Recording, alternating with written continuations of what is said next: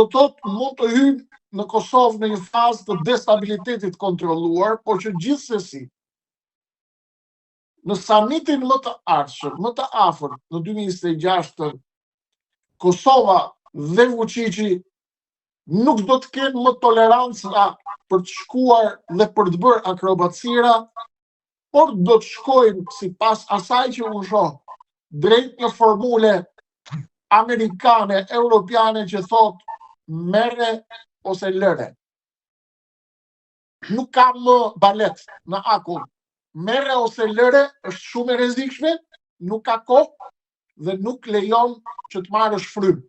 Këtu duhen vendimi i madh, duhet marrë vendime të mëdha dhe ka nevojë për unitet kombëtar, ka nevojë për një aktivizim të Tiranës që nuk flirton me Beogradin siç ka bërë deri më sot, për të gjitha projektet që ka pas Beogradi për shkëmbim territoresh, për ndarje të Kosovës, për Zajednicë, për mini Schengen ballkanik dhe të gjitha planet e tjera të cilat hapnin rrugë dhe shtronin trasen përballë dominancës së Beogradit në Ballkan dhe shndërrimit të tyre në lojtar rajonal. Presioni amerikan që po duket që po vjen në rritje, edhe për të ndaluar shpërbërjen e Bosnjë-Hercegovinës, duket qartë që do të vijojë edhe në 2026 dhe mendoj se do të kemi një tension të kontrolluar i cili edhe nëse tenton të dalë nga kontrolli, përkohësisht për nevoja të diskutimeve ndërmjet amerikanëve dhe rusëve për të ndarë zonat e influencës së tyre, tashmë në momentin që ne po flasim, ka filluar zyrtarisht përplasja në Arktik, në Polin e Veriut, në Danimark, për Grenlandën.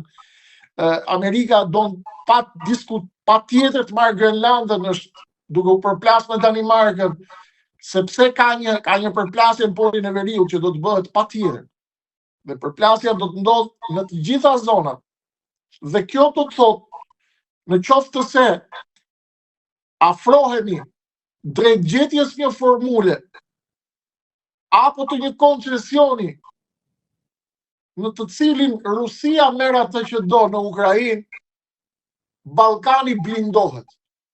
Në qoftë se Rusia do t'i shtypet bishti fort dhe do të shkojmë në një rritje të intensitetit luftës në Ukrainë, apo në mosgjetjen e një gjuhe, një firmosje të një procesi paqe, nuk ka asnjë diskutim që Putini do të tentojë ta destabilizojë Ballkanin dhe do të kërkojë hisën e tij në Ballkan, pjesën e tij në Ballkan. Dhe këtë do ta bëjë duke aktivizuar lojtarët e tij që janë të shumtë në Ballkan. Zoti Osmani, për ta mbyllur edhe diçka të fundit kam, kush është gjëja ndoshta më e madhe që prisni në 2026-ën? Gjëja më e madhe që ëndërroi të ndodh është vetdia e shqiptarëve dhe dalja nga kusia e budallallikut të organizuar në epicendrën dhe transferimin e tyre në epicendrën e zhvillimeve globale. Ne nuk jemi lojtarë të mëdhenj, jemi popull i vogël, ne nuk prodhojmë dot gjeopolitik, por ne mund të prodhojmë tru, nëpërmjet të cilit të bëjmë matjet e duhura të temperaturës së botës dhe të kuptojmë si do të pozicionohemi ne si shqiptar, sepse ajo që do të merret vendim për shqiptarët në 2026 do t'i shoqërojë në 30-50 vitet e ardhshme.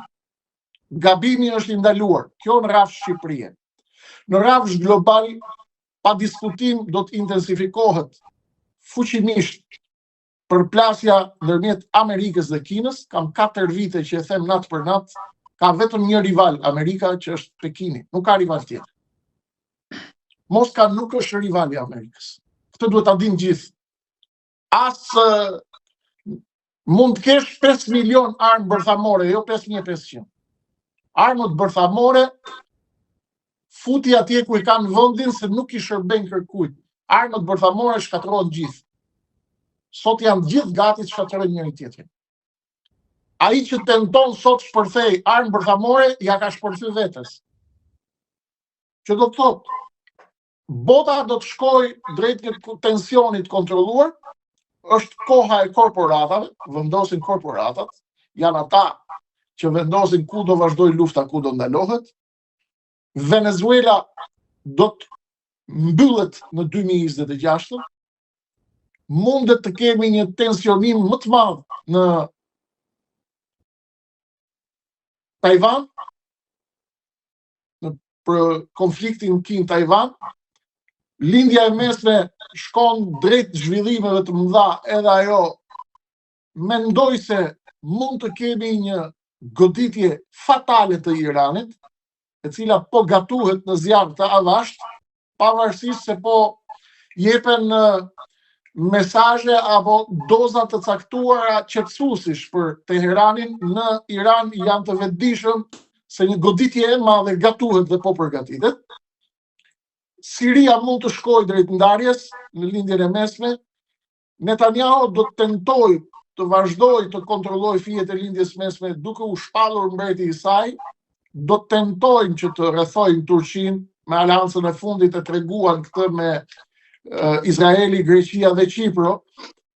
Turqia do të vazhdojë të luajë fort edhe në lindjen e mesme, edhe në Ballkan, diku me marrëveshje me amerikanët, diku pa marrëveshje me amerikanët, për të rritur kartat e saj këtu, dhe të gjitha këto lojra dhe të gjitha këto përplasje na tregojnë që duhet jemi të vëmendshëm. Shpresojmë të evitohet përplasja direkte e Rusisë me Europën dhe një luftë direkte, sepse warmongers, ta idhtarët e luftës, që numërojnë miliardat, duhet të bëjnë llogaritë që ajo që ndodh nëse shkojnë në një përplasje direkte mes Rusisë dhe Europës, do të jetë fatale për Europën, do të jetë fatale për gjithë ne. Shpresoj që Shqipëria të jetë jashtë kësaj rrezeje, por gjithçka do të vendoset në maturinë ose të çmendurinë që do të zgjedhin si strategji të veprimit tyre në mbylljen e çështjes së Ukrainës, kësaj grope gjaku e cila po merr jetë të pafajshme njerëzish atje në Ukrainë, bij nënash po vdesin, mira në javë. Mendoj që patjetër duhet mbyllur ajo, përndryshe do të vazhdojmë 2026 dhe 2027, do të jenë vite tensioni, të cilat do të reflektojnë drejt për drejt i ke xhepat tuaj dhe tek xhepat tanë, tek çmimet, tek produktet, tek rritja e inflacionit, tek gjithçka që ka të bëjë me jetën tona të përditshme. Urojmë më të mirë.